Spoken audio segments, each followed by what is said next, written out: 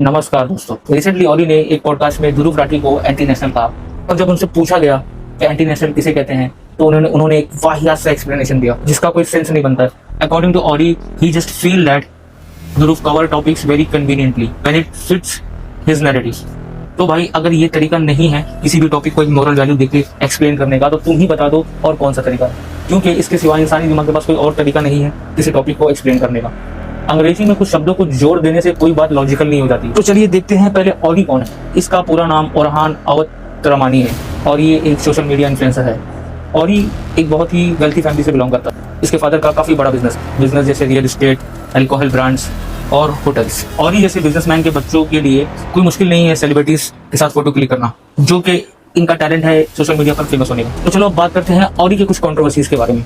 साल 2024 में मुंबई पुलिस ने महाराष्ट्र के एक सांगली डिस्ट्रिक्ट में 126 किलो का ड्रग सीज किया था।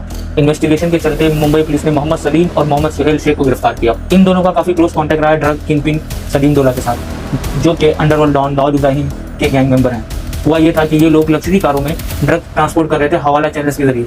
इंट्रोगेशन में ये पता चला कि ये दोनों हाई प्रोफाइल रेव पार्टीज ऑर्गेनाइज करते थे इंडिया और अब्रॉड में।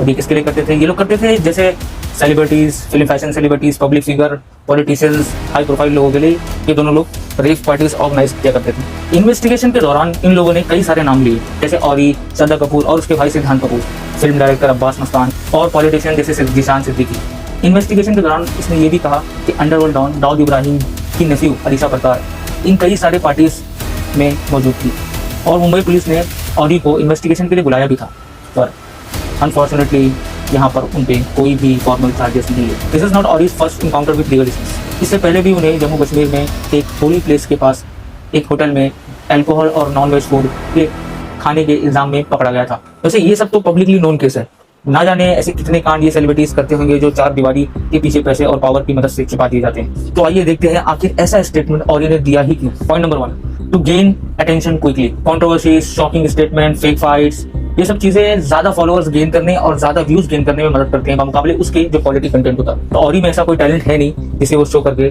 आसानी से व्यूज और लाइक्स या फिर फॉलोअर्स गेन कर।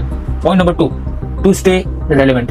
ये जो फेमस लोग होते हैं इन्हें इस बात का बहुत ज्यादा डर होता है कि ये जल्दी ही पब्लिक इंटरेस्ट लूज कर देंगे तो मार्केट में ये इररेलेवेंट हो जाएंगे और इनका फेम काफी हद तक चले जाता है। ना इन्हें कोई बड़ी ब्रांडिंग मिलती है फिर, और ना ही कोई बड़ा एड या पैसा कमाने का जरिया, जैसे कि आए दिन एजाज खान कोई ना कोई कंट्रोवर्सी में पाए जाते हैं। Point number 3, money and business. ज्यादा अटेंशन मतलब ज्यादा ad revenue, sponsorship, brand deals और काफी सारी अपॉर्चुनिटीज मिलती है। Point number 4, competition.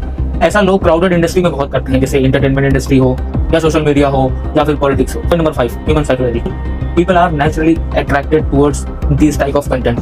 Conflicts, gossip, fights, fake fights, जिसका बहुत बड़ा एग्जांपल बिग बॉस है। या फिर सोशल मीडिया पर आप लोगों को लड़ते हुए देखेंगे, उस पर बहुत सारे व्यूज और लाइक्स आते हैं। काफी इंगेजिंग कंटेंट होता है क्योंकि ये कंटेंट लोगों को साइकोलॉजिकली पसंद आते हैं। काफी नेचुरली लोग इससे अट्रैक्टेड होते हैं, इसलिए कंटेंट काफी ज्यादा वायरल होता है और आसानी से स्प्रेड होता है। मोरल ऑफ द वीडियो, आजकल इस देश में कोई भी किसी को भी कुछ भी घोषित कर देता है, जैसे बिना किसी सबूत या बिना किसी प्रॉपर एक्सप्लेनेशन के ऑरी ने ध्रुव राठी को एंटी नेशनल घोषित कर दिया। जवाब में सिर्फ ये था कि उन्हें ऐसा लगता है।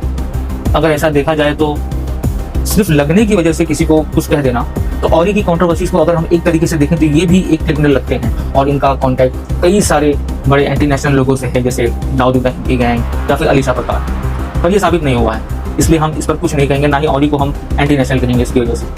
इन शॉर्ट बात यह है, कोई भी किसी को कुछ भी कहने से पहले उस बात की जांच पड़ताल कर ले कि जो उस पर एलिगेशन लगा रहा है क्या उसके पास इसका कोई जवाब है, क्या वो वाकई उस बंदे के लिए है या नहीं। इन शॉर्ट बात यह है, कोई भी किसी को भी कुछ भी कहने से पहले उस बात की जांच पड़ताल कर ले, ऐसे ही किसी को बदनाम ना करे। किसी को एंटी नेशनल कहने से पहले आपके पास उस बात का जवाब होना चाहिए कि आप उसे एंटी नेशनल क्यों कह रहे हैं। उसका एक प्रॉपर ठोस सबूत होना चाहिए। सबूत नहीं तो कम से कम आपके पास एक प्रॉपर एक्सप्लेनेशन होना चाहिए। जो एंटी नेशनल या फिर जो भी टाइटल आप सामने वाले को कह रहे हैं उसमें वो फिट होना चाहिए। और इसी को फ्रीडम ऑफ स्पीच कहते हैं। ऐसे ही नहीं कि आप किसी को उठ के कुछ भी कह देंगे, ये गलत है।